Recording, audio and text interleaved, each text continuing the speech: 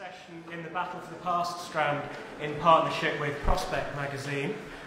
My name is James Gledhill. I'm a fellow in political theory at the LSE. And before I introduce our speakers, I just wanted to say a few words about the kind of questions that we've asked them to address today.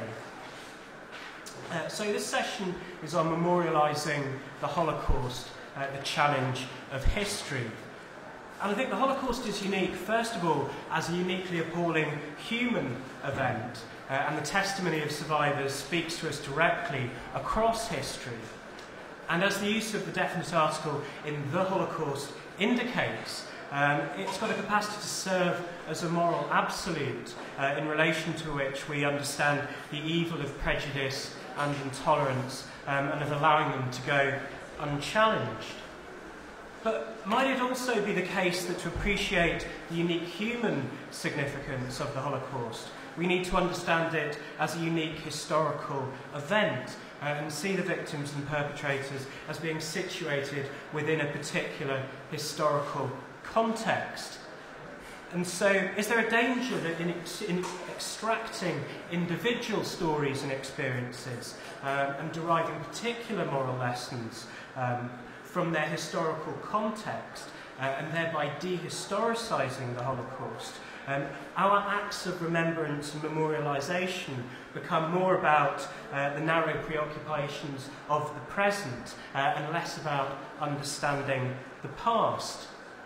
So the question then is, can we understand the Holocaust in all of its historical complexities without imposing upon it our own demands for relevance, while still allowing that it has something to say to us today? So, to introduce our speakers in the order in which they'll speak, first of all, Dr. Jean-Marc Dreyfus.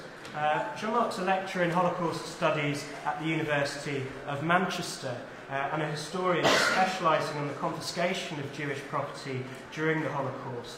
And he's also interested in the consequences of the Holocaust on European politics and diplomacy, the history of Alsace, and the history of Jews in France. Among his books, in French, co-editor of the Dictionary of the Holocaust and editor of a book of Holocaust testimony. And his book on 3 camps for Jews in Paris will be published in English next year. Second to speak is Gillian Walnes. Gillian was one of the founders of the Anne Frank Trust UK in 1990, since when she has been its executive director. The Trust is the UK partner of the Anne Frank House in Amsterdam and draws on the power of Anne Frank's life and her diary to challenge prejudice and encourage mutual respect through exhibitions, events and educational activities. And Gillian was awarded an MBE earlier this year for her work. Third to speak is Angus Kennedy. And those who were in the last session will know that Angus has a background in classics, studied classics at Oxford, and after a career in IT is now head of external relations at the Institute of Ideas, and he also chairs the IOI Economy Forum. Angus has written for Spiked on a number of issues, including on Holocaust Memorial Day. And he's the co-producer of this strand, The Battle for the Past. Our final speaker will be Robert Eaglestone, Professor of Contemporary Literature and Thought at Royal Holloway, University of London. And he was formerly Director and is now Deputy Director of the Holocaust Research Centre there. Robert has published articles in the fields of philosophy, literary theory and historiography, and is the series editor of Routledge Critical Thinkers. And amongst his books is The Holocaust and the Postmodern, which has been described as the definitive work on the subject. And I think Robert will be signing copies of the book on the foil stand. It looks like it's come as a surprise to him, but you may be whisked off to the foil stand later at 5:15, and he'll be signing copies. Right, so our speakers will speak for 6 to 8 minutes, I'll try and draw together some of the points, and then we'll go out to you in the audience. So first, Jean-Marc. Thank you very much. I'm a Holocaust historian, and I will try to draw from my experience living in the UK for the last 3.5 years, and as an observer of Holocaust education, Holocaust commemoration, Holocaust politics in this country. Our first remark is that we have very few scholarship, very little scholarship on this topic, to the contrary of what exists all over the world. We have masses of books on Holocaust memory in Germany, in France, in the Netherlands, etc. But when you want to read something serious, written academically on this topic, why the Holocaust in the UK, it's very difficult, almost impossible. And I asked one of my new PhD students to write a dissertation on this topic, and I hope he will bring us new material and an interesting text on this question. Holocaust education in the UK is relatively recent compared to other West European countries. For example, in France, the Holocaust entered the syllabus and became compulsory in secondary school in 1981, so much earlier than in the UK. My view is that the Holocaust is, for the moment, poorly taught and is strongly reinterpreted to fit into different agendas. One of the most visible of this agenda is the multiculturalist one. The Holocaust should be a transferable experience from one community, Jewish community, who are asked to express their memories, their identity through the Holocaust, but this experience should be transferable to the other communities. The Holocaust also in the UK is very frequently, it's not only in the UK, but it's frequently described with a happy ending. Maybe it's the Americanization of the Holocaust that has been transferred to the UK. So the story should be a story of survival, rehabilitation, and success, becoming a good Brit. Holocaust survivor becoming perfectly British and then praising British multiculturalism and the Queen. I have example. Of course, the Holocaust memory is described by many of my colleagues as a globalized memory. I strongly oppose this view, and I struggled to have an article published, one of the most difficult articles I had to write, because the reviewer sent it back 3-4 times. They disagree with the article, saying that the Holocaust memory is not globalized, it's only superficially globalized, and it's immediately renationalized, which means that Holocaust memory in the UK is typically, or let's say English, Scottish, we can see, of course, national differences within the United Kingdom. Of course, many different circles and groups in the UK thoroughly study the Holocaust, read recent scholarship and survivors' memoirs, watch elaborate documentary movies on television, and make effort to gain an understanding of the event and to replace it in Jewish and European history. In Jewish Christian groups, I know some of them in Manchester, some universities, even in some schools, Holocaust education is far away from contemporary Holocaust representations. Testimonies of survivors are analyzed and not considered as sacred words conveying an intangible truth. Britain also tamed Holocaust memory through the uses of rescue stories. Writers among the nations have been rising in public consciousness in the last 20 years already. But Britain made and makes a specific use of those stories. In the late 1980s, survivors of the Kindertransport started to gather and to organize meetings and to create specific survivors groups. But their offer of memory was taken on by officials, and they were granted full recognition through films, a memorial, or in fact 2 memorials. Very interesting, the story of the memorial. The one was not suitable to abstract review, and the second is very brutal, very realist. Just outside Liverpool Street Station in London, you probably know it. They were granted a plaque in the House of Commons. It permitted the nation to rejuvenate the post-war myth of rescue when Britain could show its good conscience toward the persecution of the Jews. Time has passed also since the Sex Pistols sang their song Belsen Was a Gas to attack on the central British myth of the Holocaust, that war was conducted to save the Jews of Bergen-Belsen. The more complex story of the Kindertransport is not told. Their difficulties to adapt to British societies, the fact that their parents were not accepted due to restrictive British refugee policy of the time, the conversion of many children to Christian faith in their Christian foster families, their post-war immigration to the United States, Israel, or Australia, so they did not make it. As told in 21st century Britain, the Holocaust is only a story of unsung heroes, the righteous on one hand, and the survivors on the other. It is no more a story of Germans and Jews, no more perpetrators. The violence is almost a natural phenomenon, and victims are de-Judaized, the anonymous citizen of a global age. If the official British Holocaust Memorial is somehow hidden in the middle of Hyde Park, a big monument with a statue for Raoul Wallenberg has been erected on Great Cambodia Square. Nice images and happy ending stories seem a necessity so that the Holocaust could fit into the national multicultural narrative. The Holocaust was only a set of awful difficulties one could overcome. All traumatic images of facts are being avoided. The genocide itself is being sanitized.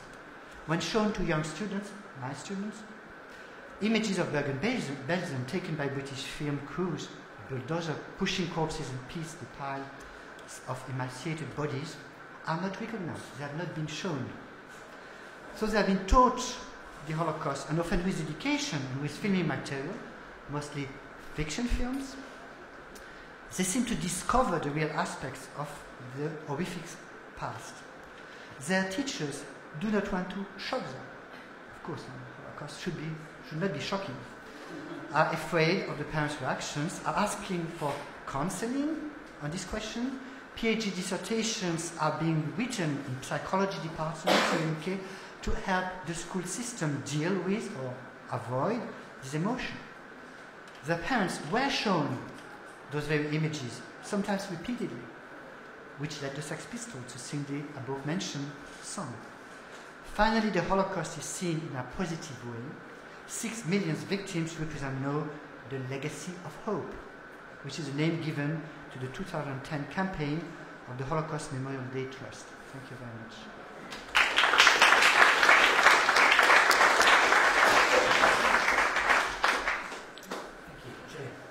Okay, I hope you can all hear me at the back. I'm going to explain about what we do at the Anne Frank Trust, because we use Anne Frank's life of 15 short years to challenge negative attitudes towards differences, even if Britain is, thankfully, unlikely to ever experience the same collision of events that brought about Adolf Hitler, National Socialism, and, of course, the Holocaust. We work with 2 very valuable and important tools. These are not only Anne's words that force teenagers to think about what it must feel like to be an innocent victim, an innocent individual who is hated, but also the large collection of childhood photographs of Anne and Margot Frank, taken by their father Otto, who happened to be a keen amateur photographer. These innocent situations, such as Anne playing in the street, her birthday parties and family trips to the beach, draw children in to remind them of fundamental similarities of their lives and Anne's life across the decades. The poignancy of the lives that were lost is even more shocking. Now, those who've read Anne's diary are the people who engage in our educational programs or visit any of our 7 travelling exhibitions, as well, of course, as the 1 million people a year who go to Amsterdam and visit the hiding place. They perceive Anne Frank as an attractive, vivacious, super intelligent and free-thinking young girl. But then we have to recall that those whose ideology was based on the master race, this same girl was considered Untermensch, subhuman. So by looking at Anne's experience, we can encourage children and teenagers to consider another perspective, to think about how it is to be of a different skin colour, culture, accent, sexuality, or gang. And the impetus we use, the story of one particular assimilated German Jewish family who fled to Holland and then went into hiding, cannot possibly encapsulate the whole Holocaust story. In fact, she is rather atypical, an atypical Holocaust victim for several reasons. Having been born into a middle-class family who could afford to flee from Germany, having found a hiding place for 2 years in Amsterdam, having had the support of courageous Gentiles, and having had her testimony discovered after her death. These are atypical experiences. In talking about the Holocaust within the limitations of the time allotted to it in the school curriculum in England, or even as an extracurricular activity, there are some elements that have particular resonance for children and teenagers. We are privileged to still have the resource of real, living Holocaust survivors in this work, though, of course, we're painfully aware that these people will not be here to tell their stories for much longer. The youngest, the very youngest, are now in their late 60s. Survivors working with us go into schools, into prisons, and young offenders' institutions to tell their stories. These people's personal stories can be representative of many different Holocaust experiences in Eastern and Western Europe, from small Polish villages to sophisticated large cities. There are great differences in the stories they tell, but also some similarities. For instance, how quickly their non-Jewish friends could turn against them when they and their families succumbed to propaganda. This example is something that can have relevance to more recent genocides. Survivors of Rwanda, of Bosnia and Kosovo tell similar stories of the pain and isolation when their neighbours and even their best friends turned against them. Jean-Marc mentioned the Kindertransport, that stories of the Kindertransportees, those 10,000 children who were given refuge in Britain, are very powerful for children and adults. We try to explain the terrible pressures that forced loving parents to put their children on trains in the knowledge that they would probably never see them again, and the fear of a child taking a journey into the unknown to a new country where they do not speak the language, do not know the customs, and to have complete strangers take the place of their parents. Another aspect of this particular story that children find engrossing is the process of hiding. Perhaps, like Anne Frank at first describes, an exciting adventure, but as the months and the years go by and the child grows into a captive adolescent, the claustrophobia, the isolation and the terror of discovery taking their immense toll. Anne writes of her dreams to go back to school, to live in a time of peace and in a democracy, and to have the chance to grow up and to carry out her personal goals and ideals. All these things which we have the privilege of taking for granted. Next year, the Anne Frank Trust will mark its 20th anniversary. We've seen great demographic changes in the UK in the time we have been running exhibitions and educational programmes. Racism and discrimination aren't just about white on black, as they often were, most often were 20 years ago. All over the country, in some of the most rural environments, there are influxes of migrants, many from Eastern Europe. For instance, working in the Isle of Man recently, my eyes were opened to prejudices aimed at the children of migrant workers there in the Isle of Man, and the fact that in a population of under 80,000 people, 60 had been recently exposed as members of the British National Party. We've worked with African refugee children who, before seeing our exhibition, knew nothing about the Holocaust in Europe, but chose to make their own links. We will continue to take an exhibition about a Jewish teenage girl into 100% Muslim Bengali schools in East London and show that teenagers across the generations and religious divide share the same hopes and concerns about growing up. An inmate in Wakefield High Security Prison summed up what engagement with Anne Frank and her story can mean. He said, "Being so close to this story has made me think about my own life. It was the most memorable thing that has happened in all my time in prison." And there will continue to be performance poetry and other creative writing projects around this subject to help young people grapple with and express their emotions on learning about this impossibly difficult subject. I had the immense privilege just earlier this week of seeing in London the Israeli Supreme Court judge who had in 1961 been the deputy prosecutor in the Eichmann trial. For those of us who remember it, I do, you won't, this was the opening of the gates of personal testimony. And Judge Gabriel Bach recounted some of those stories that 65 years on still have the power to inflict intense shock, even to me, a seasoned Holocaust educator. And he reminded us that some of the worst and most inhumane atrocities were not carried out by uneducated psychopaths, but by educated professional people. Finally, Jean-Marc, there is a message of hope to impart to young people, but it is not in the often quoted out of context line near the end of Anne's diary, where she states, "In spite of everything, I still feel that human beings are good at heart." Because, of course, some of the humans she had the misfortune to encounter were not good at heart, and there is no happy ending in Anne's life, only unimaginable cruelty, pain, and suffering. The message of hope is that good people can make a difference. Anne's diary only survived because of the bravery of Peace and the other helpers who risked their lives, not once, but over 2 years, to feed, help, and support those in hiding. And the determination of Otto Frank, having lost his entire family in the camps, to have his murdered daughter's diary be used as a general force for good.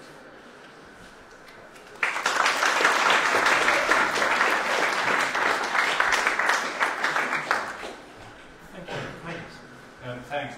There was a recent review in the DLS, 2-page review of 13 books on the Holocaust, serious academic studies. In fact, and the reviewer makes an interesting point. He says that all of these 13 books represent a turn to microhistory made through the study of memory, and that they very explicitly avoid overarching abstractions in treating the Holocaust. They put the stress on the complexity and the exceptional, the unique nature of the event. And certainly, on a more popular side, if you type in Holocaust to an Amazon search engine, you come up straight away with 3 books. Number 1 is the current bestseller, Forgotten Voices of the Holocaust. Number 2 is a collection of biographies of survivors. And number 3 is true stories of children who survived. And in fact, Untold Stories is the Holocaust Memorial Day Trust theme for 2011, following on from the Legacy of Hope. So there's a very clear thing that we're meant to listen to individual voices coming through the past. The book I mentioned, Forgotten Voices of the Holocaust, has an introduction by Lawrence Rees, who made a program for TV about Auschwitz. He makes the point in his preface that the very point, I quote, "The very point of this book is to upset you. It must make you so upset that you will determine never to forget this history." And he continues that it helps our emotional understanding, really because it points out that most of human behaviour in crisis is not good, that there is an easy malleability of the human spirit revealed through these stories. Most of the time people act in their own narrow self-interest, they do not act as good people. And he says that we don't know ourselves. The world around us is fragile, life is essentially capricious. I want to argue, I think, that such collections of survivor testimony, like that book, are not history. and they don't actually help us understand. They may make us emotional, but they don't help us understand. Primo Levi, writing in his book near the end of his life, The Drowned and the Saved, actually rejected the idea that the fact of his survival made him the bearer of any message to today. He reflected that we, the survivors, are not the true witnesses. We survivors are not only an exiguous, but also an anomalous minority. We're those who, by their prevarications, or abilities, or good luck, did not touch bottom. Nor would I argue that a book like Forgotten Voices even meet the goals that Lawrence Rees sets out for it, to show that human nature is not good in the main. What the Holocaust, I think, shows us is humanity in extremis. In such situations, of course, throw up all kinds of human behaviour that I think Levi is reflecting on, and the people that survived are, in fact, deeply atypical. But yet, we take on granted, we make no question that such survivors have a unique moral authority to teach lessons and legacy of hope for our children. Julian just said that the very youngest of these people are in their late 60s. They were too young to have any particular lesson to give us, I would put out. And I think the Holocaust is a memory that we're deeply uncomfortable with, actually, of course, something that we're maybe not able to cope with. It continues to be seen as a trauma for the Western world in particular, and we discuss it all the time, almost incessantly. Maybe it's a Freudian thing, maybe we're hoping for a talking cure by talking about it all the time, but I think maybe we just don't trust ourselves with the history of the Holocaust. Maybe it's ourselves that we don't trust. The Holocaust Memorial Day Trust, as Jean-Marc mentioned, is fearful of using shocking images of atrocities that exist to tell the story. They really warn against that in their educational material, saying that maybe these images are too shocking for us to see. Maybe we can't cope with them.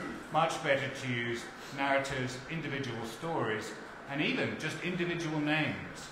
Just remembering those, I think a gesture to the tradition of reciting the Kaddish will be enough for us to remember that this must never happen again. And I wonder if we haven't taken this lesson of human frailty maybe too much to heart. To go back to Primo Levi again, in the final days of Auschwitz in 1944, in a very famous passage in his book, If This Is a Man, Levi describes witnessing the execution of one of the camp resistants who was involved in some way with blowing up crematorium number 4 of Birkenau, possibly a member of the Sonderkommando themselves, marked for death with the people who did the business of actual extermination. And the few people captured alive from that active resistance are hung one by the Germans in the various sub-camps of the Auschwitz-Birkenau lager complex. And as this man stands on the gallows before the assembled prisoners in the Appellplatz, he cries out to his fellow prisoners assembled before him, Kameraden, ich bin der Letzte, I'm the last man. And Levi reflects that the prisoners stayed silent, their eyes fixed on the ground in shame, and he thought that the Germans have succeeded. And he says, to destroy a man is difficult, almost as difficult as to create one. It has not been easy, nor quick, but you Germans have succeeded. Here we are, docile under your gaze. From our side you have nothing more to fear, no acts of violence, no words of defiance, not even a look of judgment. They have become what in the language of the camps was called Muslimen, people who have given up the will to live. And today I think we fear the future really, and very much we imagine a future in which the Holocaust might return to haunt us. We're told incessantly that the Holocaust is something that could happen again anywhere, anytime, unless we maintain vigilance. I think in a way we're not confident that we could stop it happening. We do not want to be put to that test because we suspect that under that judgment we would be found wanting, that we too would be victims. Now I'm not saying that I want us to be put to that test. I'm simply raising the question that maybe if we fear the Holocaust so much, we might end up invoking it in a way. We really seem to amplify our sense of victimhood in the world at the moment, become victims in advance in a way to try and ward off that possibility of being victims in the future. We think that we can avoid that fate by saying, no, we don't have any power. We wouldn't use it in such a way. We actually extend the range of victims of the Holocaust to make broader and broader reach. the numbers of gays, gypsies, other sections of society has now been broadened out to include in the Holocaust, even black Germans. The Holocaust Memorial Day Trust Legacy of Hope video reflected on the suffering of black Germans. Now, that's not to denigrate that suffering at all, but to raise the question, how does that help us understand what actually happened? How does concentration on playground bullying today help us understand in any way the reality of the capo system in the camps? I think it's not the same thing. There isn't a path from being a playground bully to being a capo, and nor is there a path from children calling each other offensive names to the camps either. We feel that we can't cope, though, with such things of offence. We also talk up, I would say, the stories of resistance that did exist. We talk up those doomed moments at Sobibor, at Treblinka, and in the Warsaw Ghetto. The desperate fighting to the death that broke out when there was no other choice left. Or on the other hand, we talk up the extent to which all Germans were complicit in the Holocaust. They were all Nazis. We tell simple morality stories of good here, they exterminated, and we resisted. The simple stories of morality which try and give a moral angle, if you like, but they are so typecast that there's no room for moral agency and autonomy in the decision making. And particularly it's the question of the bystander that haunts us in a lot of the discussions of the Holocaust today. Those people who could have acted but did not. And I think we recognise ourselves maybe in those people. We too feel a lack of moral autonomy. And when we consider the question of the bystander, we feel guilty. We remember the hopelessness of resistance, and we know too that we would be like them, maybe. We might stand by them. And when we hear words like courage, honour, justice, virtue, the kind of things that would be required to resist a Holocaust, I don't think we really believe in them. I think we're maybe cynical about such ideas. We feel that such concepts and principles have been dragged through the mud of Auschwitz, and that we remain in the grey zone of moral ambiguity that Levy so accurately describes. We don't believe or have much faith in ourselves, and we're cynical about what we're capable of. And so we end in a position of bad faith about those kinds of virtues, denying that we have them. So I think, just to conclude, the Holocaust for me, and something I'd like us to discuss, speaks the way the Holocaust that we represent to ourselves, at least, the Holocaust of survivor testimony and untold stories, is something that speaks to our own sense, our own contemporary sense of existential crisis. And it's very much like the German guard in Auschwitz who says to Levy's reaching for an icicle to get just maybe a lick of water, and the German guard knocks it from his hand, and Levy says to him, "Why?" And the guard replies, "Here is kein Warum." Here there is no why. It's the absolute statement of existential crisis. And I think maybe we, in our own existential crisis, would do well to stop remembering the Holocaust so obsessively, because to do that is to fix it for eternity, but thereby to fix ourselves. Maybe it is enough for us to look to understand, to generalize from the unique moments of that history, and in the process learn that we may need to recover virtue.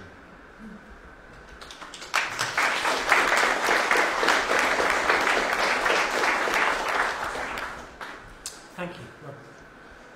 Hi, so got a lot of interesting things that you said. So I'm going to talk about history and about memory. Okay? I'm going to start by talking a thing one of my colleagues, Paul Holloway, said.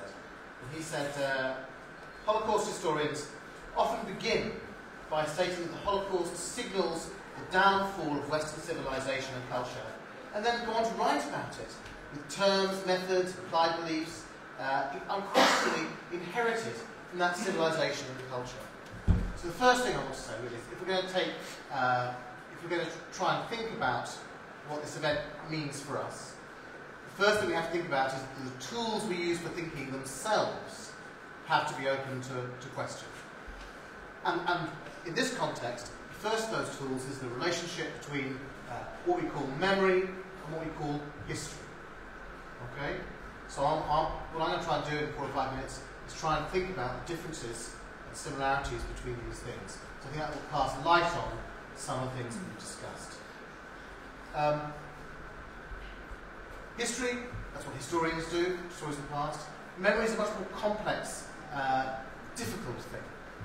I've always wanted to say this in front of the audience. I want to say my mother-in-law. So take my mother-in-law. Please, take my mother-in-law. Okay. My mother-in-law, about 10 years ago, when I started working on the Holocaust, she... Can you hear me now? Crikey. She was calling a story that happened to her before she was born, happened to her mother, before she was born in Ireland in 1922. And she talked about how the Black and Tans broke in and asked her grandmother where her uncle was. This is a story that happened 80 years ago, and my mother-in-law was shaking with rage. Shaking like that, like she'd just been mugged. And that's what we mean by memory. Memory is these things that grab us very strongly, that tell us who we are, that shape our identities. So the first thing we learn from that then is that memory and history have two different things, two different realms. Memory is a sense about who we are, a sense about our identity, and history is much more, if you like, positivistic. It's much more about sort of facts, if you like, understanding. And if we think of history as being like memory, our island story, as Michael Gove would like, we're led into beliefs that are demonstrably false, the good of empire, the lack of British war atrocities, the Second World War. And we're also led to underestimate historians. Okay, I want no brief to defend historians, but historians are not people who are not memory mongers. And the discipline of history has strong rules that shape it. It's not saying historians say the truth about the past, but history has strong rules. If conversely we think of memory as history, we overestimate historians. And after all, no one way of thinking history has a monopoly of the past, and the past is too important to be left to historians. So I want us to test out. I suggest there are two flaws. One is to think of history as memory, the other is to think of memory as history. Now I want to suggest two examples of these flaws. When we collapse history into memory, we make all sorts of blunders. I'm sorry to be another person to kick the Holocaust Education Trust, but the Holocaust Education Trust sponsored and runs the Auschwitz Ambassador Scheme, where sixth formers are sent for 28 hours from London or from Britain to Auschwitz and come back. There are a number of flaws in this. One is, of course, it takes resources away from teaching the Holocaust, and I agree that there's flaws in that. But perhaps more importantly, or more philosophically, it seems to me, I don't want to disagree with Gillian too much, but you don't need to go to Auschwitz to know that bullying is wrong. You don't need to know about Dachau to know that racism is wrong. This offers a sort of, and worse, this offers a sort of false redemption. Okay? Thank goodness all these people died, so we can now teach how bullying is wrong. And you carry on down that path, you end up, rather like the boy in striped pyjamas, feeling very sorry for the Nazi commandant of Auschwitz. Sympathy in this area is a very complicated and delicate matter. And moreover, this sort of Auschwitz Ambassador Scheme passes over many more difficult and political things we might learn from the Holocaust. Of course we know murdering people is wrong, but do we know how nations themselves have their ideas perverted? Do we know how big groups maintain public secrets? Okay, so that's what happens if you start to collapse history into memory. Conversely, if you start to collapse memory into history, you fail to take into account all sorts of things. You fail to take into account my mother-in-law's shaking with rage. You fail to take into account exactly the stories you were talking about. Even in this room, when Angus was talking about the need to historicise rigorously the Holocaust, the examples he read from Primo Levi, okay, we all felt silent, felt a bit nervy and edgy. This is a sort of affect that historians can't get to. Okay? And when we start to over-historicise the Holocaust, or start to forget, to normalise it, we forget exactly this sort of intensity that everybody in this room felt when Angus read those quotations from primo levi. So I want to say that these two things have a very complicated relationship. But I think one of the things we have to do, and I'm going to stop now, is to make sure that when we're discussing these matters, we're aware on the one hand there are memory matters that are tied up with politics, on the other hand there are history matters that are tied up with history, and we have to be very careful where these two areas sort of cross over. Thank you.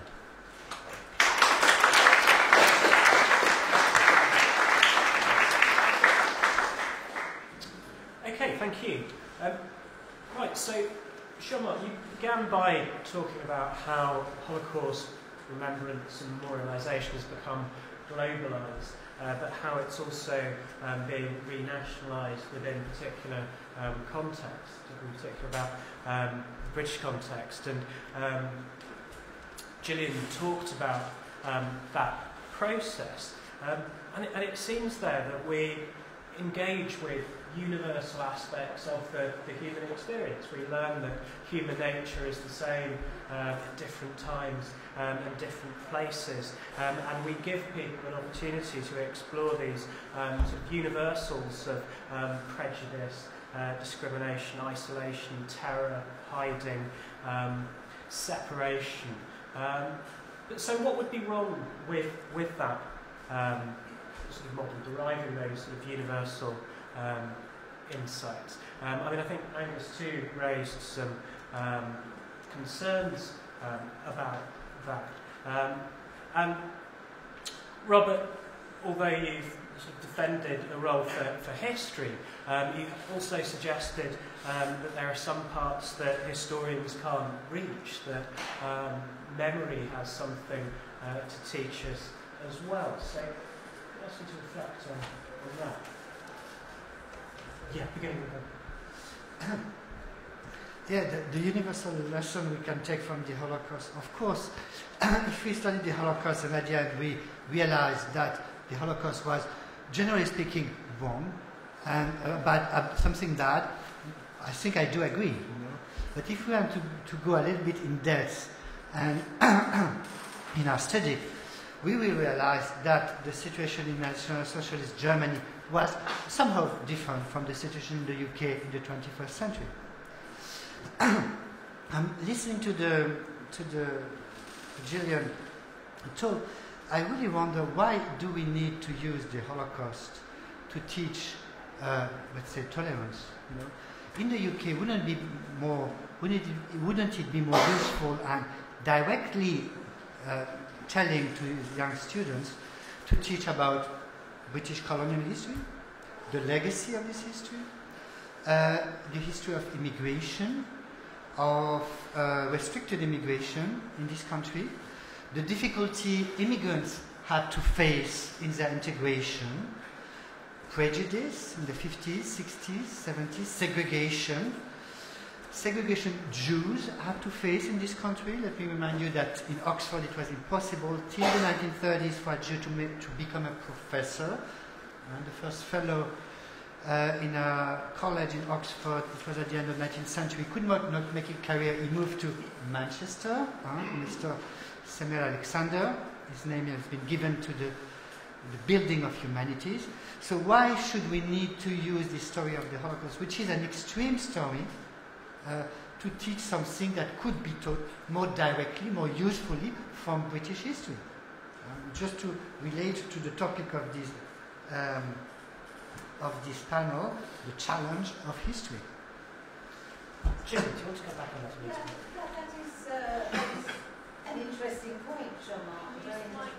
Oh, sorry, I beg your pardon. Yeah, thank you.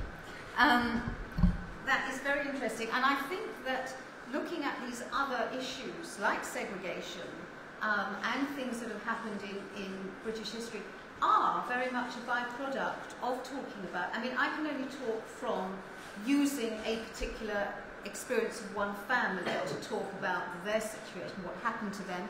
And of course, we do bring in British history into that because Otto Frank tried to emigrate to Britain and was, of course, turned away. He tried to come over here. And it was not possible. I mentioned the Kinder transport, and of course for the 10,000 children that did come over on the Kindertransport, there were 100,000 children that wanted to come over on parents.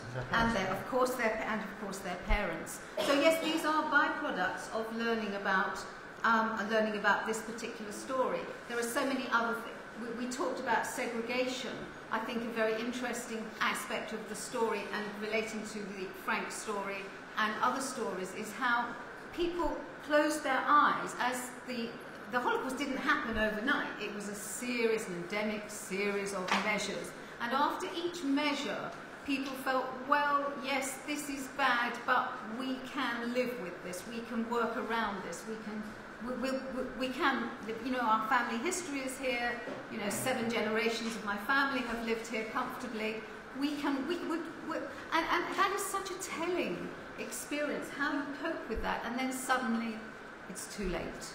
And so that is a very it's a situation that happened that story is told all over, that, you know, we felt comfortable, we felt, because we'd lived here so many generations, that we'll get through this won't last. But you know, they didn't get through it. So there are so many byproducts that we can actually relate to the British experience, but we do of course remember that Britain, apart from the Channel Islands, was not an occupied country. So we do have to tell this story in a different way to make people relate to it. Can I come on to that? I feel rather awkward, because obviously your trust does fantastic work. I don't sound like I'm being critical of it. But I think there is a sense, isn't there, that a concentration on the Holocaust, which people seem to sort of notice in Britain, does seem to mask all sorts of other things. And indeed, a number of people have written about the ways in which the memory of the Second World War, an ambiguously good war, okay, a war clearly fought against the worst of evil monsters, becomes a sort of constant touchstone for Britishness, which allows a sort of an elision or a forgetting of all sorts of other things that we might feel more awkward talking about. For example, a few years ago, a book came out called Britain's Gulag, which is about the suppression of the Mau Mau revolt in Kenya. Now, some of the claims in that book were exaggerated, and it had some rather high-flown rhetoric in places. But the sense, I think, from the British academic establishment in general, was that, you know, this was not so bad, and of course not comparable to the Holocaust. Indeed, well, of course, the suppression of the Mau Mau revolt is not comparable to the Holocaust.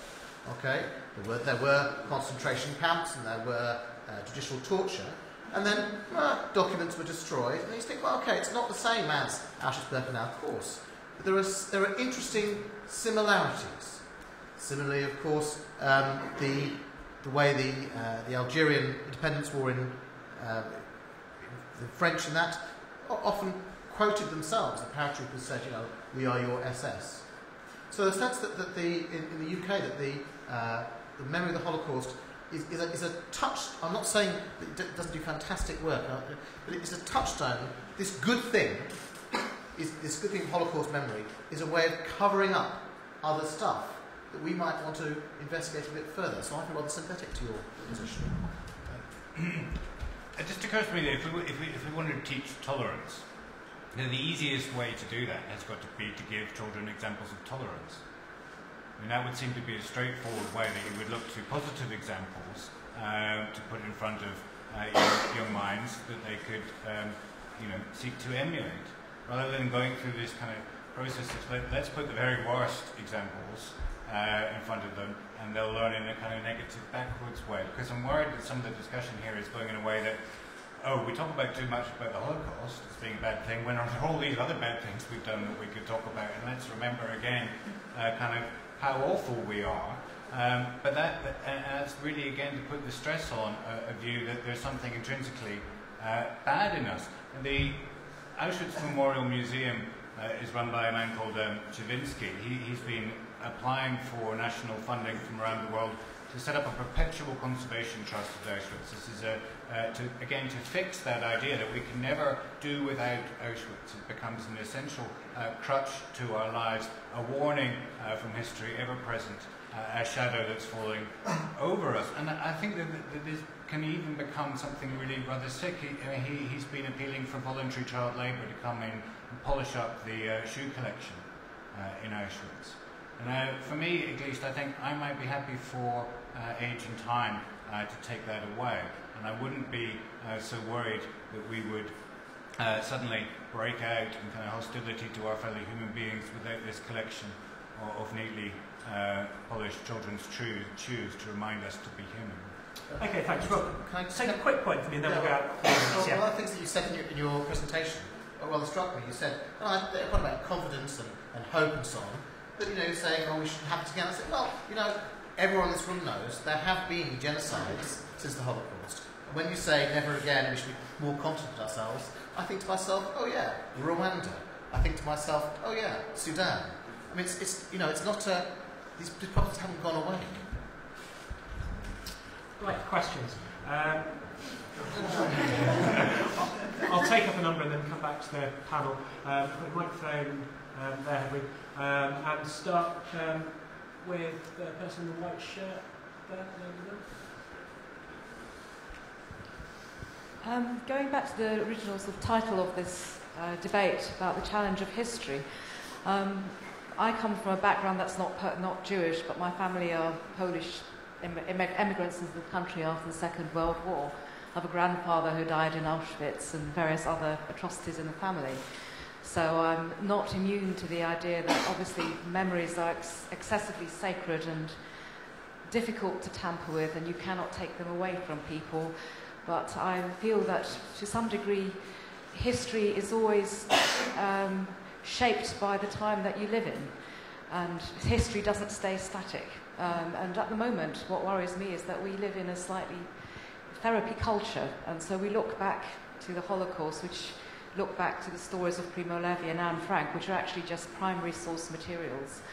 And we hold the memories of all these people incredibly sacred, and we don't want to take it away from people. And then we give ourselves a mental pat on the back to say, but we're so much better, it will never happen again. And we kind of hold ourselves very statically, and we don't move on. I mean, what worries me is that actually we allow ourselves to be complacent and not take personal responsibility about things that are wrong in our modern culture. For example, we live in a society where there's excessive regulations in our life by a nanny state which is very much into health and safety and prescriptive about the things we can and cannot do. We're so busy patting ourselves on the back to say, but we'll never again undergo what went on in the Holocaust, never again allow other people to suffer in the same way. And yet, because of health and safety, we hear about policemen who do not rescue a child who's drowning. We hear about 7/7 situation where firemen refuse to go down into the tunnels in case there's another bomb down there. People are not allowed to make their own personal judgments about who looks after their children. Because of people requiring CRB checks, every little thing. We mustn't clean our pavements when there is a snow because somebody else might complain about us doing an inadequate job. So actually we are very complacent. We have given away our ability to make personal choices about our lives, take autonomy into our own hands, and have allowed a government to actually be incredibly prescriptive about how we conduct ourselves, and yet we rest on our laurels looking back on the memories of the Holocaust and Auschwitz and think, but we couldn't do that. We wouldn't allow anybody to tell us how we treat other people and our fellow citizens. Yeah, I'm sorry. Can I speak? Very quickly. I think I reject the premise of your question. I think you do live in a therapy state. I think your characterisation of the United States is silly. I think people like Gillian Walnes here show exactly what's wrong with what you've just asked. I'm sorry.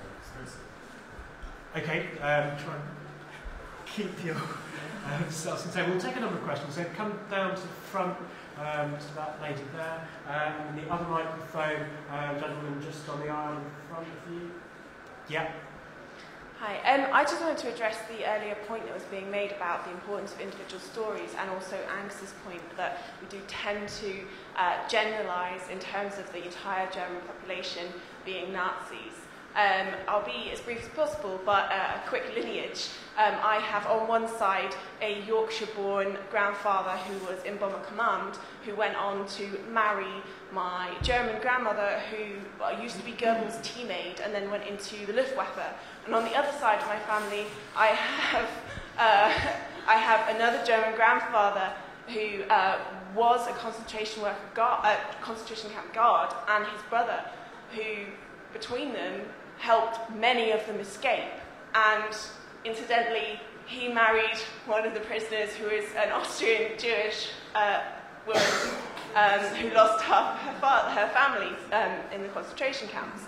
If you're talking about stories of hope, it's things like that. I'm sitting here today, and I wouldn't if there weren't individual stories that could be told about the importance of the human element in all of these tragedies. Thanks for that. Microphone down to the front there, please. I don't know if we live in a therapy state, but I don't know whether I'd ask you either. I often find it's quite difficult to read or write history because of the sheerly explosive character of this event. And if you follow the various, like Arno Meyer's book about Why Did the Heavens Not Darken, and the response that came from Daniel Goldhagen, or you read the responses to the recent book, The Burning de Brand, whose author's name's just slipped me. Yesterday I was reading Richard Evans' review of Tim Snyder's book about Ukraine and Poland, which is fantastically bad-tempered and rude beyond belief, but maybe that's how they write in the London Review of Books. The thing that comes again and again is just how difficult it is just to do the boring business of writing history, especially the history of the Second World War, because of the sheerly explosive character of this event that dominates and colonizes all I think about. It's very hard. How do you make a case for the Iraqis who were lost their rights under the British occupation of the Indian Army, knowing that their leader Rashid Ali is a Hitler sympathizer, which immediately skews the entire event. The famines that spread across the Middle East and in India, these are real events within the context of the British Empire. But it's almost impossible to talk about them because you feel that you cannot make a case. How can you make a case for other people's suffering within this context? And so it becomes this constant kind of debate, negotiation, whose death is the bigger death, which is the more appalling event. And I've got no answer to any of this. I just know that there's something about the way that we talk about the Holocaust as the unique event, which I'm absolutely confident it is a unique event. But nonetheless, it overawes and makes it very difficult to talk sensibly about other events within history, especially the history of the Second World War. Thanks, down here. Thank you. Maria Almendra McBride. I'm a Latin American with a British father, so I'm a mixture of two cultures. Both in Mexico and in the UK, my neighbors have been of the Jewish Hebraic tradition, and I respect them and love them immensely because they are very wonderful, extraordinary people. I was very offended, I'm sorry to say, by Mr. Robert Eaglestone, because when he says that taking 6 formers to the concentration camps is not a valuable lesson for them, I think it's a very strong statement to make. I know the people involved in taking those 6 formers, and I'm sure they're not wasting anybody's time. I myself used to go to expeditions when I was studying, and by living the experience, you learn perhaps more than even from a book or a wonderful teacher. I love teachers and I love books, but I think you should review your statement. And I have been invited to the Institute of Ideas for the first time. I know this is your 6th meeting. I'm very honored to have been invited, and I'm not shy in taking the microphone. So I remember when I asked in the launch of a book about Hamas by a foreign correspondent, a colleague of mine, I said, you cannot stand here and defend Hamas when Gilad Shalit is a prisoner. First, think what other people do to other people, and then praise them, you know. So be careful, I think, of your very strong statements you make. They're hurtful. Okay, take one more question from the gentleman. Thank you. I'm a Swede, and I live in Berlin and observe Germany, and sometimes write books about it.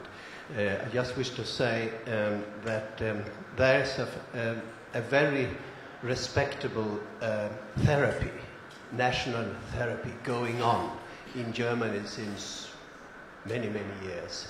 Every week, 3-4 times a week, on prime time television, in radio, in newspapers, journals.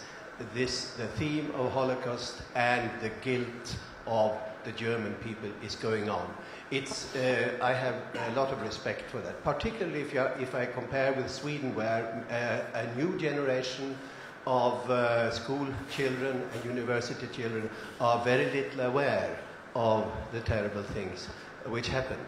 And then one question to the panel, and that is the Nobel Prize winner Elie Wiesel once wrote, how would it have been if the Royal Air Force had, instead of making the bombing of Dresden at the end of the war, bombed the railways leading to the camps in the east? Is that part of the Holocaust therapy going on in the United Kingdom? Of hearing Professor Yehuda Bauer lecturing in London. You may have been there in January. And he finished his lecture by talking about some very strange stories where people you expected to do certain things did other things, save people, and people who you expected to do something else didn't. And so that it's very complex, and stereotyping is the dangers of stereotyping is a very important part of the education that we impart. What we don't impart, Robert, and I do have to contradict you on this, is we don't make a line between bullying in a classroom and the line to the Holocaust. We would never do that. We may talk in a classroom situation about racially, about prejudice, racism prejudice, but we certainly wouldn't make a line about bullying. That's certainly not something we would do. So I just wanted to say. Oh, well, I'm happy to stand corrected. I'm just various things to say. Two things. One is to talk about the Auschwitz scheme, and I don't retract my remark. I think the Auschwitz ambassador scheme. I teach a course with 60 students on it now about the literature of the Holocaust. 3 of them were Auschwitz ambassadors. I see it's a scheme which moves people a great deal. But in a time of limited resources, the question is, do you want to teach everybody properly about the Holocaust, or just a few people? Okay, and I'm an educator at heart, so my answer is I'd rather teach everybody properly about it and use resources that way. So I think it's a high-profile, showy scheme, and the money could be better spent in education generally. Second question somebody raised about other genocides. I think one of the things in the academic study of the Holocaust has been, for a long time there was a great tentativeness about talking about other genocides and so on, and for a long time this idea of uniqueness often scared people, I think. But I think that that's very much changed now. I think a historian of the Holocaust, Omar Bartov, has this fantastic quotation. He says, having traumatized a vast number of individuals, the Holocaust was also the occasion of a collective historical trauma. Hence, while coming to terms with reality and ramifications was initially delayed, it can now be said to have projected its impact both forward and backwards in time.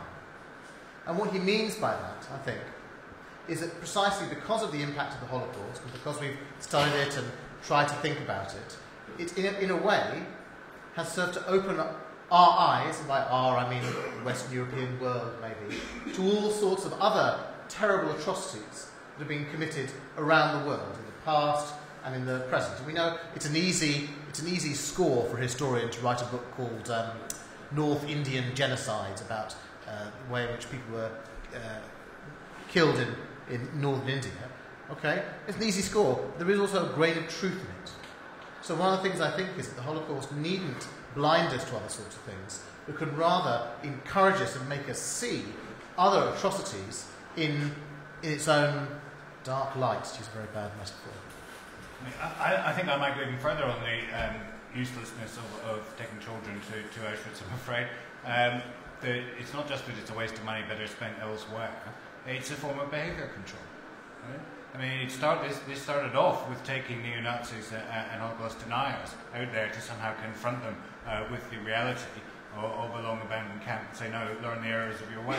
It's now extended to perfectly innocent children to take them there so this awful thing can be imprinted on their young minds and never forgotten. This is the opposite of education.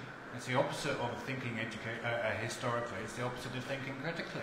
I would entirely agree with Rob. You don't need to go there at all, and I would question the value of it in the role of education.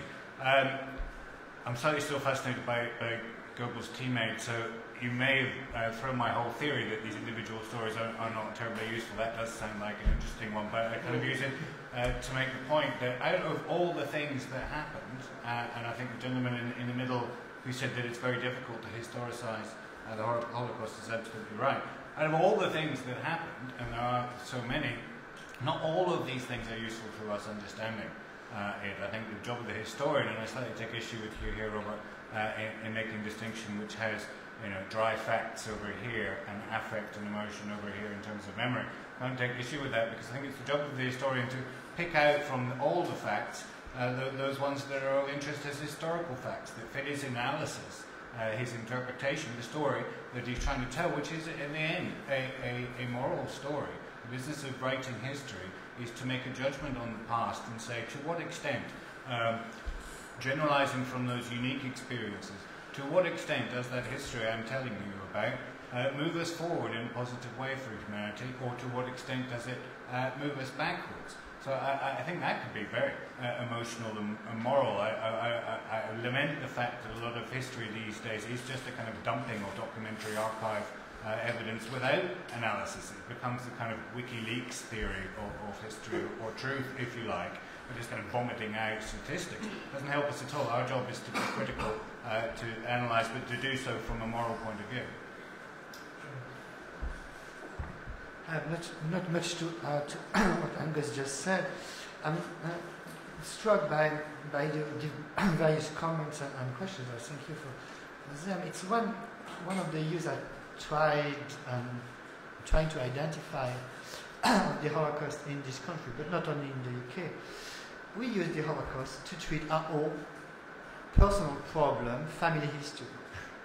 I have a student, she wanted to write a dissertation, third-year long dissertation, that's jargon of the university, on second generation, transmission of trauma in the second generation from mother to daughter among survivors. So, okay, why do you want to write your essay on this question? Well, I have really a difficult relationship with my mother.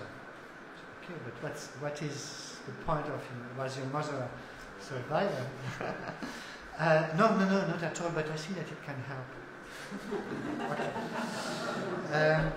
We're far away from the technology of mass killing, the building of gas chambers in Auschwitz. Sorry for that. Start with the gentleman on the aisle there. Yeah, just that. I think it's important to rescue Primo Levi from the kind of memory camp. I mean, his endeavour was a literary endeavour. It's far more than just a kind of witness or bystander in his kind of understandings and reflections are some of the most important writings that we have in terms of actually really thinking about these kinds of events. One of the things I find quite interesting is how the history is actually still being uncovered. So it was only a couple of weeks ago that the piece of paper scribbled on by Pétain amending the kind of German diktat on the deportations of Jews to reflect his own anti-Semitic prejudices. It's only very recently, but it's merged. It's in Belgium, where I live.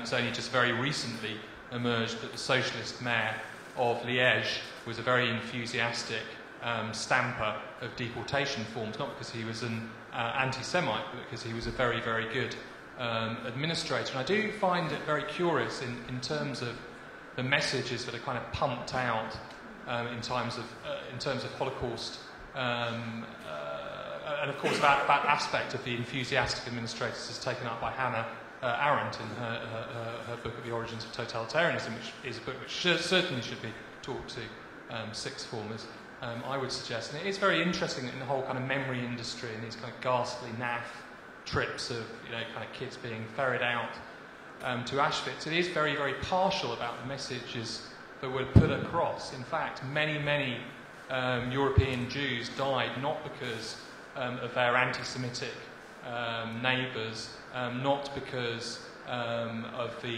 bad people next door, of bad people all around them, but they died because their states and their countries were run by very, very good administrators who were very, very good at processing forms. A lot of European Jews ended up in Auschwitz, not because of domestic anti-Semitism, although that was an important factor in countries like the Netherlands and Belgium, but because those administrators, socialist administrators in the case of Liège, were good administrators. And that would be a much more interesting discussion to have today, is how did that happen?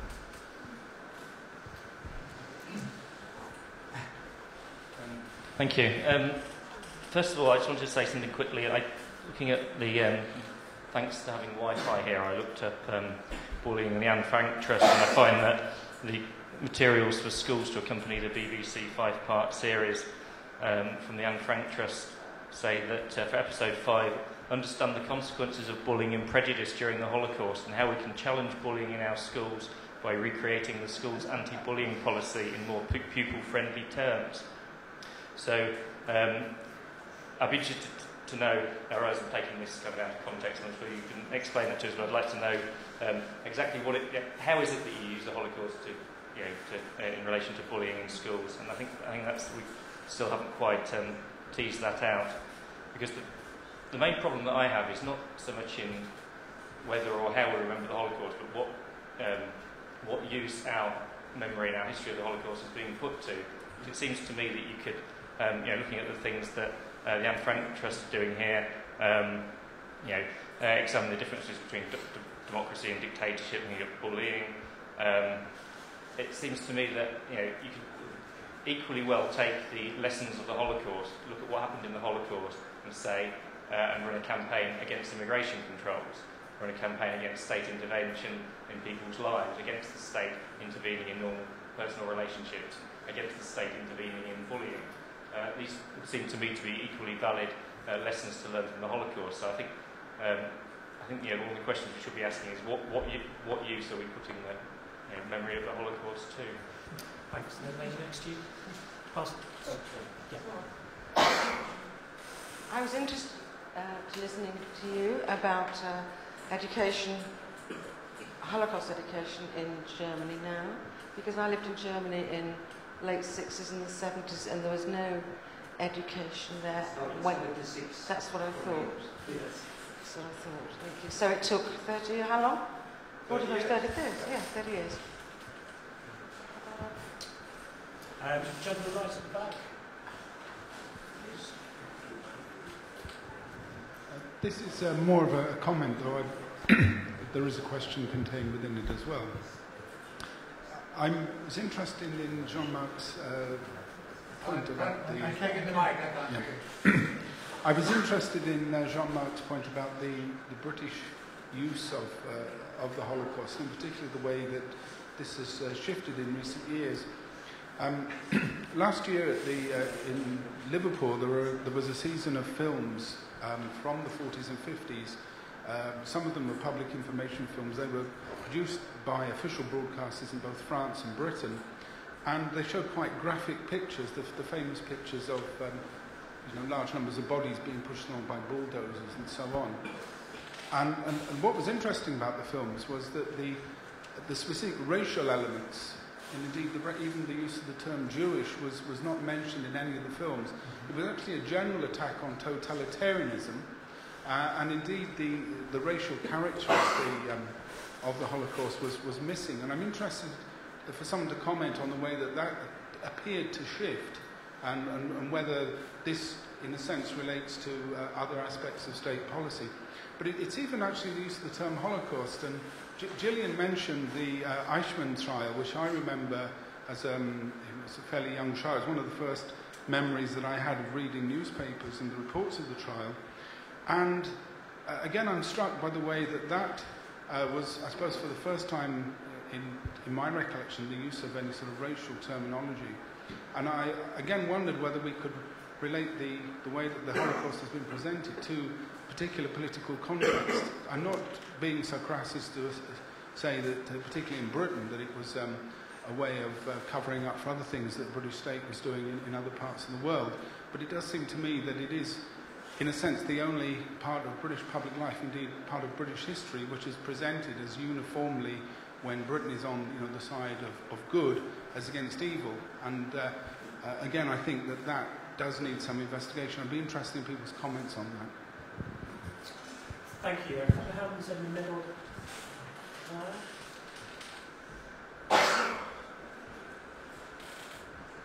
I just wanted to say, as you talked about the Holocaust Education Trust earlier on, I was wondering, I agree that it's ridiculous to send sixth formers to a day to Auschwitz and send them back, and that to be a lesson on bullying.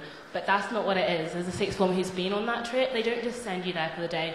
There was a lot of education, a lot of workshops around it before and after. I wonder if either of you have been on the trip, because I find it quite rude and patronising for you to think that these 17, 18-year-old sixth formers who have been on these trips can't think critically and historically for themselves. They can. The reasons why they go is because they want to understand it further, and there's nothing, I've not been witness to any sort of education that's been on any kind of level that's taught me so much. And I was able to go back to my school in my area and say a lot about it.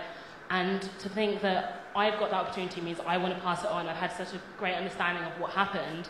And it's not that they're sending 2 children from every school and that's it. It's that they're sending 2 children from every school so they can pass it on, and that's the best education that they can give a lot of people. And if there was something else that was happening, then I would understand your point further, but there isn't, and that's kind of the best I've seen. So I think you kind of undermine the trust a lot, and I think you need to rethink that comment. Thank you. Just pass it forward. Yep. It's similar to the comment in the back, because I think there was a selective amnesia, or in some states' cases, full amnesia about European states' responsibility for the Holocaust 3 decades afterwards. I mean, I don't buy how it's presented at the Show Museum in Paris, that France just woke up all of a sudden in the mid-1990s and started to accept responsibility for their part in the Holocaust. For a long time, and Western conservatives would always respond to the Holocaust by talking about Stalin's gulags, and quite angrily. And even recently, I remember a Sunday Times review of Richard Evans's first part of his trilogy on the Third Reich by spending more time talking about the Soviet Union than actually kind of reviewing the book, and going as far as saying Richard Evans is an apologist for Marxism, simply because he put the Third Reich in an economic context rather than presenting it as a moral parable. So the question I'd like to ask the panel, how would you assess the West's changing presentation of the Holocaust? Because I think it was the case that for a long, long time there was a complete silence around the subject, and definitely agree with the comment at the back that the racial elements was always ignored as well.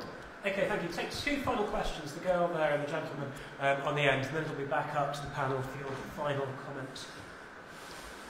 This is a question to Julian, and with all due respect to your organisation and the work that it does, do you not see a potential danger lying in making Anne Frank's story relatable to teenagers?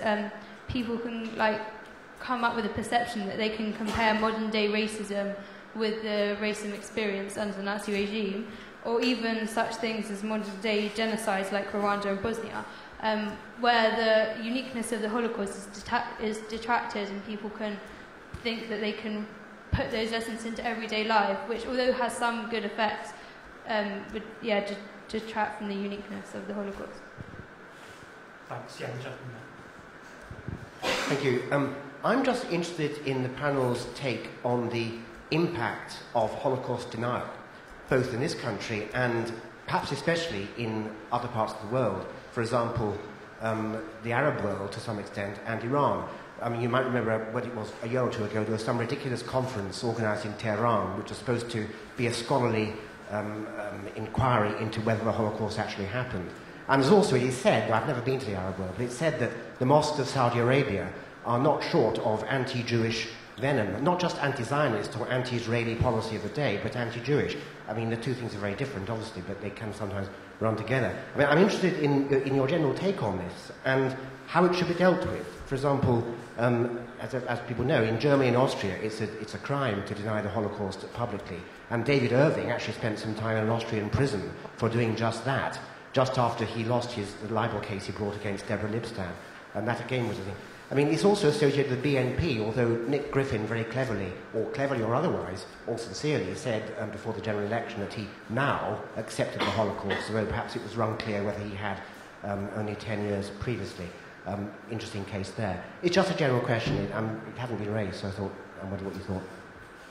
Thanks. Final thoughts, panel. Pick up on some of those points. Robert, do you like to? Okay, so three things very quickly.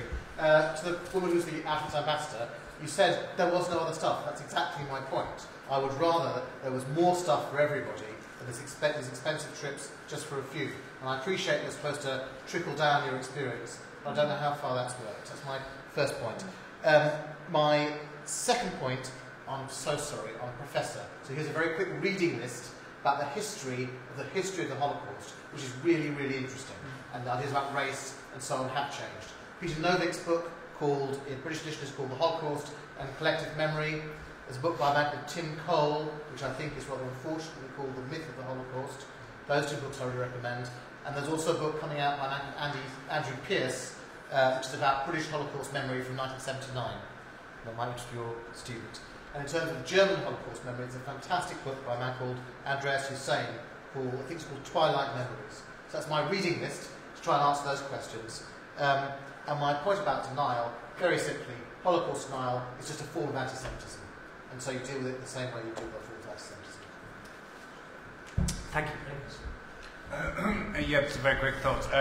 Holocaust denial, I think, is something that has great brand recognition but almost zero customers. I think these days it's another bogeyman in itself, the business of Holocaust denial. People aren't actually doing very much of it. There was, yes, a recent case in Germany where an 81-year-old former Nazi got locked up and fined and so on for doing it, but these people are kind of dying out, and so is the business of denial. But the recognition of denial doesn't seem to go away. Which is something to consider. The existence of denial is always made an argument for the need that we need to keep having these Holocaust museums. Again, there are deniers out there, don't you know, therefore you must have this suppressed on you. I think there's also something wrong when the Holocaust becomes our only way of teaching good and evil to the world, and when we have to take that event and make it our moral touchstone, as Robert said, and our way of explaining good and evil in the world. I think that also becomes very, very dangerous because there's an inclination or a possible pull to sharpen up and polish that memory. If it exists as a moral touchstone to teach good and evil, well, maybe we can make the point a little bit clearer. Films like The Boy in the Striped Pyjamas do say, adults, Nazis, children, innocent. I don't think that helps us understand the world, and I think if we want to explain good and evil, we should start to explain good and evil rather than use the Holocaust. And finally, to conclude on Levy's point that I made in my introduction about he's not a true witness, the true witnesses are the people who died in the camps, that the survivor's testimony is something that we might be very questioning about because it is necessarily so atypical. I think it's, in a way, that the survivors who forgot Auschwitz and moved on with their lives that would be my legacy of hope, is if there's to be anything at all, it's people like Mark Edelman, one of the leaders of the Jewish fighting organization in the Warsaw Ghetto, who died recently. Deeply inspiring man. My reading list would be just read his account. It's on the internet, you don't need to pay for it, you can just read his account of what he did in the Warsaw Ghetto. He survived, and immediately the war was finished, he went back to a medical hospital and continued his training to be a surgeon, which he was for many years in post-war Poland, and he continued to be a political activist. That's the kind of inspiring survivor that I would urge you to know more about.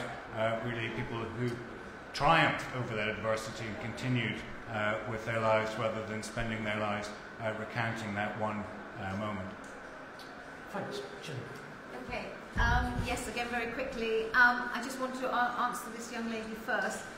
In terms of universality and uniqueness, of course, the Holocaust was unique in its form. But there, as I mentioned before when I spoke earlier, there are aspects of the Holocaust that we can relate to other situations, whether they are genocides, whether they are wars, whether they are attitudinal problems. There are things we can pull out. The thing about the bullying, the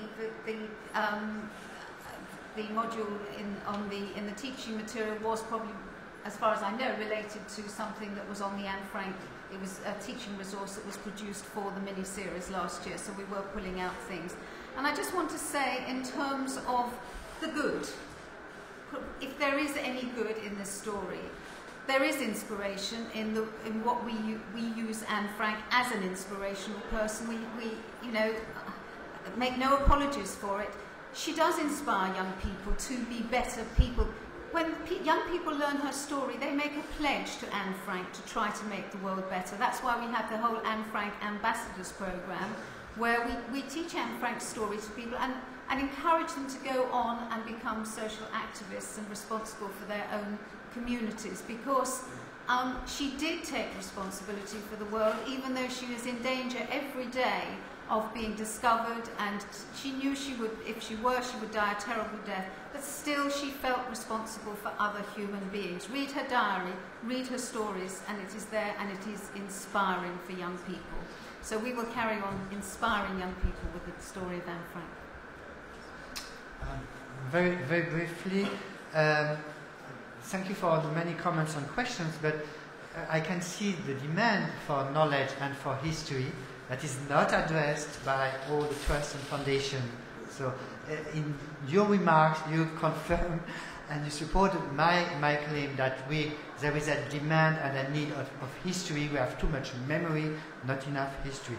Not the final word. My final word would be about the comment of someone at the back about administrator. Of course, it's something that is not taught properly in class. It's taught by academics, of course, on our hand. And it's also, you mentioned the Dutch administration.